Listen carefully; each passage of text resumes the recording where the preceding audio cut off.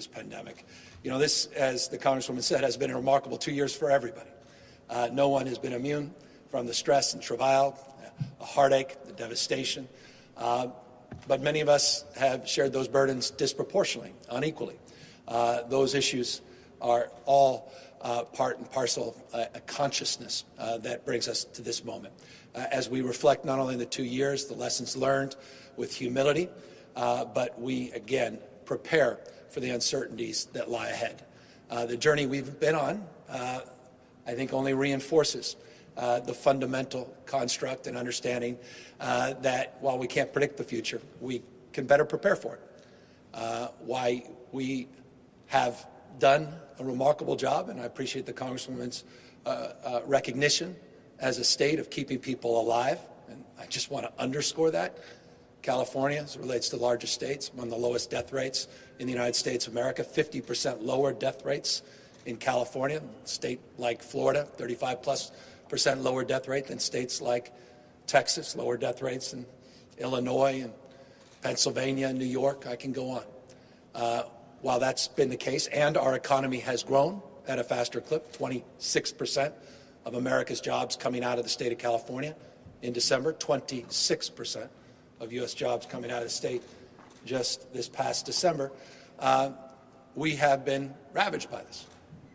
Number of lives lost, those that have lost loved ones, those that have lost confidence and trust, not just in institutions, but often in each other. The relationships that have been frayed, those that are feeling more lonely than ever, more isolated and disconnected than ever. And so we have work to do as it relates to turning the proverbial page. And what we're announcing here today is about turning a page, moving from this crisis mentality, moving from a reactive framework to a framework where we are more sentinel in our approach, that we stand firm and confident as we lean into the future, moving away from a reactive mindset and a crisis mindset to living with this virus. We have all come to understand what was not understood at the beginning of this crisis, that there is no end date, that there is not a moment where we declare victory.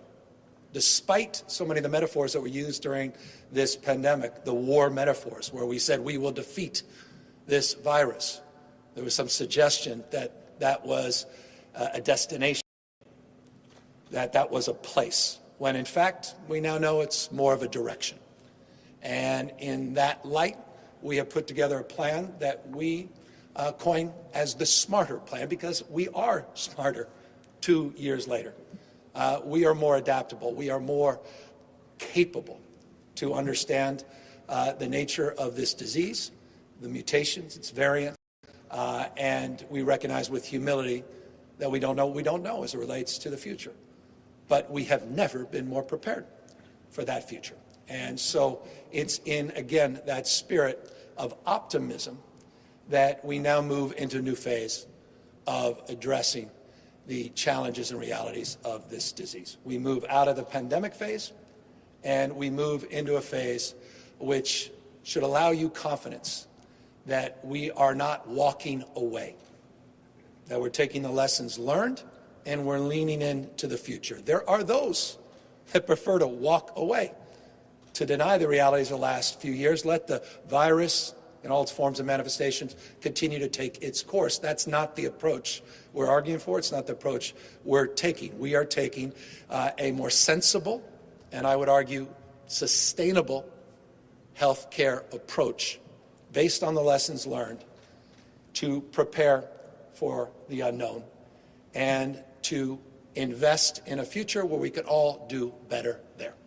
And so the smarter plan is rather simple. You see the word behind me. You see the letters S, starting with the obvious, addressing the issue of waning immunity, addressing the need to continue our work, to get shots, to get doses, to get vaccines into people's arms, to get those that haven't been boosted to get boosted. And we have more prescriptive details and strategies to continue those efforts in partnership with 800 community-based organizations, in partnership with 200 mobile clinic sites or Optum Serve partnerships, in partnerships with our state-owned Lab, Valencia Labs, and in partnership with many of our schools and faith-based leaders, you'll hear from the pastor here in a moment, and others that have been on the front lines of that effort.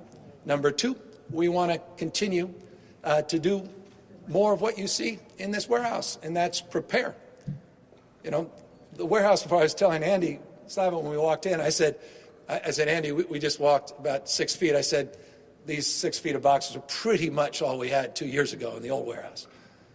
And we thought that was a lot. I remember when we came back, so we have a few million masks. I thought a few million, that will last forever. Little did we know.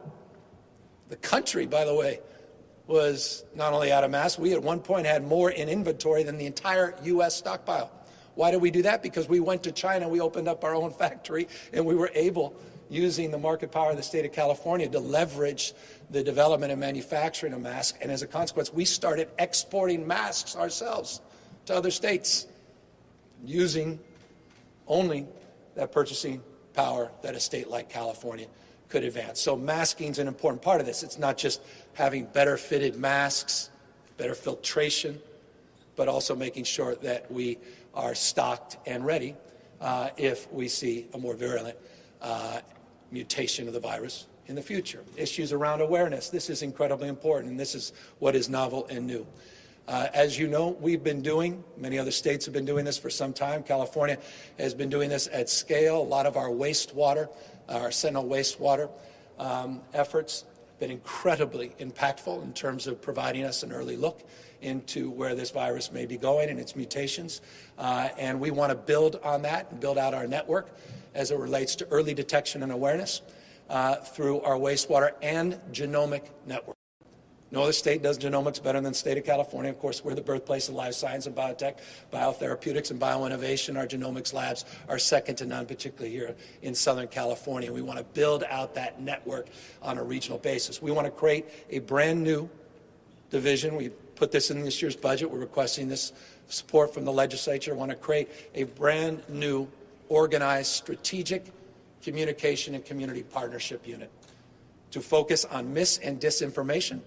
We just released a series of videos, Mythbuster videos, in partnership with 250 ethnic media outlets to go after the mis and disinformation that is still a huge problem in America today and here in the state of California. But we want to do our part and not just wait for the federal government to do that. And we want to build out this unit, bottom-up, culturally competent way to, again, address the issue and needs of being able to communicate in real time and address the issue of our North Star, again, equity, to make sure all Californians are included in these efforts.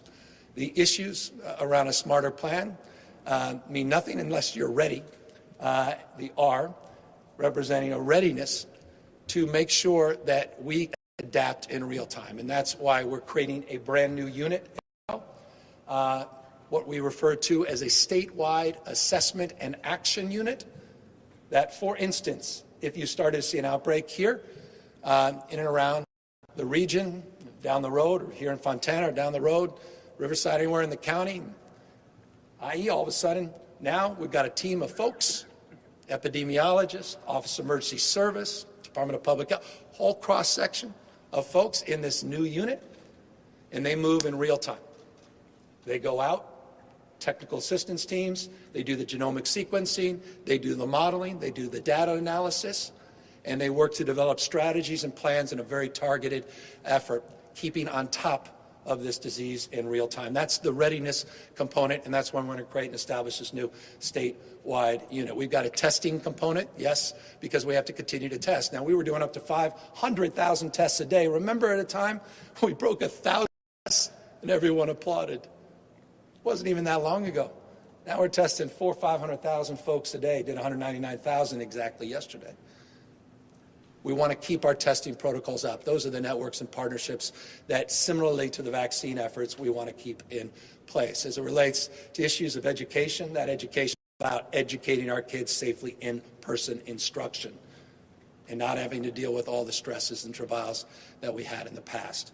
And we can talk more about those 15 million over-the-counter tests that we were able to get in a matter of weeks, just over the course of the last month.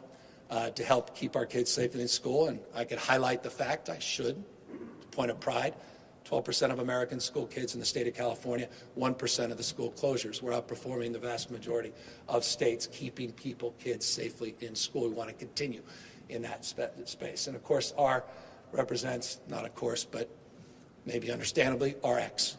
And I'll close briefly. Forgive me for long-windedness, but this is a detailed report. Been working on this for a few months. The RX represents an understanding that it's not just about vaccines. It's about what we do best, what separates the game played here versus that of any other state in the country. That's the research and development that is unique to California. And it shouldn't surprise you, a lot of the development of some of these therapeutics, some of the most well-known therapeutics, happened here in the state of California. And so we want to maintain that leadership. We want to maintain that cutting edge research and development. We want to develop more partnerships. We want to develop deeper partnerships. And we want to advance through our academic institutions more partnerships that allow us to continue to stay on the leading and cutting edge, not only as it relates to therapeutics, but other new novel strategies to address this virus and disease, particularly for those that are immunocompromised and those that continue to be particularly vulnerable, our seniors, to this disease. And so RX is also about research development, partnerships with academia, but also about innovation. We have some interesting strategies on creating prizes to incentivize new developments on air filtration and ventilation, a new task force that we're proposing in that space. We have new novel strategies to develop partnerships to drop the cost of testing. There's no reason we should have these over-counter tests costing as much money as they have, and I'd hate to see us waste this last 2-year experience and not drive those down to prepare for the future. Look, one thing this is not, and I'll close, is overly prescriptive in this respect. This plan is it's come a long way from our mindset of a few years ago, where we were battling at the time an Alpha variant and then dealing with our own 2 West Coast variants, unique and distinctive. And then all of a sudden it was the Delta variant, and then we were rushing and skating to that puck. And then, of course, go to Omicron. What I think would be a big mistake is we are overly prescriptive in our response metrics to a specific variant or disease, when in fact we know that Omicron's it's not the last variant of this disease. So we have a response net metric that is prescriptive, but not necessarily a disease metric, if that makes sense, that is specific. Dr. Galley will talk more about that in a brief moment. That's also, again, part and parcel of our understanding, again, smarter than we were just 2 years ago. I'll close on this. It was about 2 years ago where some of you were just learning about California saying, we're not going to turn our back on Americans that wanted to be repatriated in the United States. Other governors did. Other states didn't want folks coming from Wuhan. We didn't.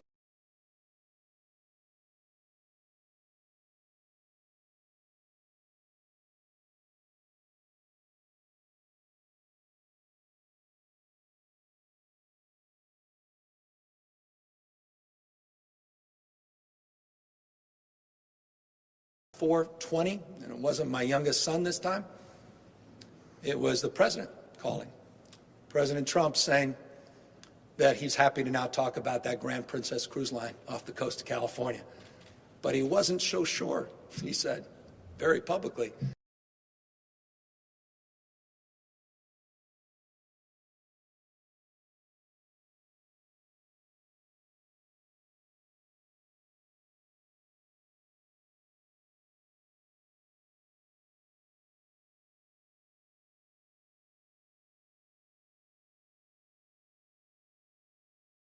PPE, PPP, loan conformity. I mean, just remarkable. You can pronounce hydroxychloroquine now. Or you may have more interest in ivermectin. It's just been an amazing journey we've been on. But it's not been linear. And that's why we need to prepare for the unknown. but again, with confidence and more knowledge and more resources and a more resourceful mindset. And so I'm really proud of the team for working hard on this. I think this may be the first in the nation, but that shouldn't surprise you. We've been first in so many other categories throughout this pandemic, but being first, that's hard to sometimes do, because we're the first to have expressions of concern and opposition, not just support. And so, final words, being first in this space doesn't mean we're best, but it means we're a lot better. And it means we'll continue to be better. As long as we maintain an openness to argument, we maintain an interest in evidence, and data, and science, and we do not get consumed by the ideology that has taken over so many parts and parties in this country. That will not happen in the state of California.